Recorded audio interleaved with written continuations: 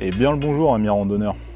Aujourd'hui, du coup, on se retrouve pour le petit test, enfin la petite review sur les derniers bâtons dont j'ai fait l'acquisition. Que vous voyez ici, donc c'est les Move de chez TSL. Donc alors après la vidéo elle va être assez succincte, hein, vous vous doutez bien que je peux pas vous faire une vidéo d'un contenu d'une demi-heure sur juste des bâtons. Maintenant, qu'est-ce qu'on peut en dire de ces bâtons? Déjà, plusieurs trucs. Donc, pour commencer, déjà TSL, ils ont voulu faire une approche un peu différente de l'accoutumée, c'est-à-dire qu'ils ont voulu faire des bâtons qui sont un mixte entre des bâtons de trail, des bâtons de ski, des bâtons de randonnée. Donc du coup, c'est des bâtons que vous pouvez utiliser dans plusieurs cas de figure, et dans chaque cas de figure, ils vont plus ou moins bien se débrouiller. Maintenant, un bâton adapté à sa pratique, il va forcément bien mieux être adapté à ce que vous allez faire qu'un bâton multitâche, mais comme beaucoup de choses dans la vie. Donc déjà, ce qu'on peut noter, c'est que ici, vous pouvez ajouter du coup les rondelles pour la neige. Bien sûr, ça c'est amovible, et les rondelles, ici, elles s'adaptent au terrain.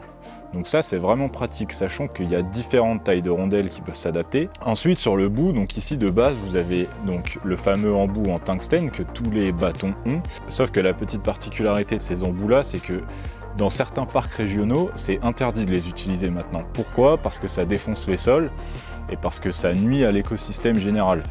Donc du coup c'est important d'avoir des embouts qui n'abîment pas les sols, et pour ça TSL il propose des embouts qui s'appellent le pack crossover, que je vous mettrai en image par là, et ces embouts là donc ils s'adaptent sur tous leurs bâtons et ils permettent de moins abîmer les sols, si ce n'est de quasiment pas les abîmer.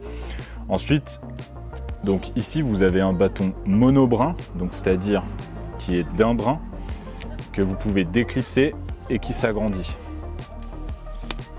En bâton, vous avez aussi les triples brins, ça c'est celui que j'utilise d'habitude en vidéo, et donc ici on est plutôt sur un monobrin. Donc il y a quelques points positifs, quelques points négatifs. Donc déjà, le gros point positif pour moi de ce bâton, c'est vraiment son côté multitâche. Cette accroche là, ici, elle marche très très bien quand on force dessus. Par contre, point négatif, quand on force vraiment trop, après moi j'ai des très grosses mains, c'est que ça a tendance, comme je vais vous le montrer ici, ça a tendance à pas accrocher et à partir. Donc ça c'est le côté un peu négatif de ces rondelles là, c'est que peut-être un peu plus large, ça aurait été mieux. Ensuite, le revêtement qu'il y a ici, il a vraiment ce côté très pratique. Quand vous avez les mains humides, les mains moites avec la transpiration, le matériau a tendance à l'absorber et ça va pas du tout se ressentir sur vos mains. Par contre, comme beaucoup de bâtons, malheureusement, encore une fois, j'ai noté quelques transferts de matière, ce qui a tendance à laisser vos doigts un peu noirs après une longue randonnée. Bon, ça, malheureusement, la transpiration, et surtout quand on a la transpiration un petit peu acide, ça aide pas des masses. Ensuite, bon, pour certains, ça pourrait être un point positif. Pour moi, c'est un point négatif. Cette dragonne là, sur le papier, elle est bien, parce qu'elle est légère, elle s'adapte facilement à votre poignet, sauf qu'en fait, elle a une amplitude qui est beaucoup trop grande. Et du coup, au final, on se retrouve à marcher avec quelque chose comme ça qui pendouille, qui sert à rien. Alors, sur des pratiques de ski, pourquoi pas, c'est top, parce que du coup, vous avez une grande amplitude de geste, de mouvement, et si vous la perdez, ça part et ça revient vers vous. Ça, c'est topissime pour pas se faire mal. Par contre, pour de la randonnée, c'est pas très adapté. Et pour le coup, le côté réglable de la dragonne, il se fait uniquement au niveau de la largeur. Donc plus je vais la rétrécir ici, vous voyez ici j'ai récupéré, plus ici on agrandit la circonférence, ce qui du coup ne sert pas à grand chose. La petite bague ici qui permet de le régler, bon c'est pratique, même si pour moi il n'y a pas grand intérêt au final. Mais du coup je me suis retrouvé en fait souvent voilà, à l'attacher comme ça et à marcher comme ça parce qu'elle ne servait à rien. Pour le coup, les gantelets magnétiques de chez TSL marchent bien mieux. Et bon, sur cette gamme de bâtons là, ça n'aurait pas été possible. Mais je pense qu'il y a quand même un ajustement à faire ici sur le côté justement ajustable de la dragonne.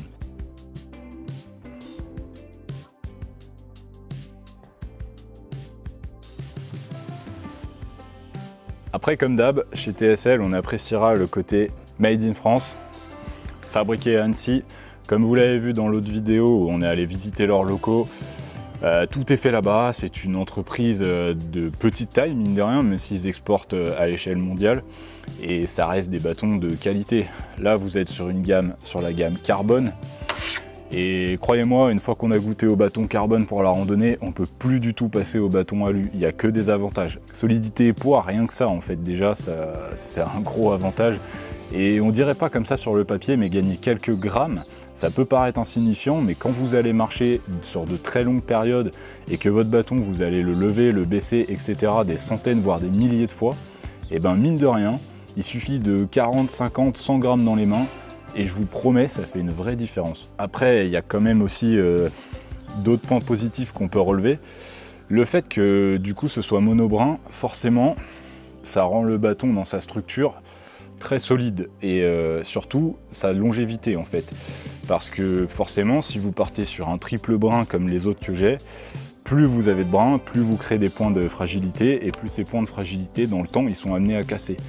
Ici vous avez quelque chose de très costaud et la bague que vous voyez ici qui permet de serrer le bâton, elle peut être ajustée, donc resserrée ou desserrée, ce qui permet d'appliquer une force plus ou moins grande au serrage.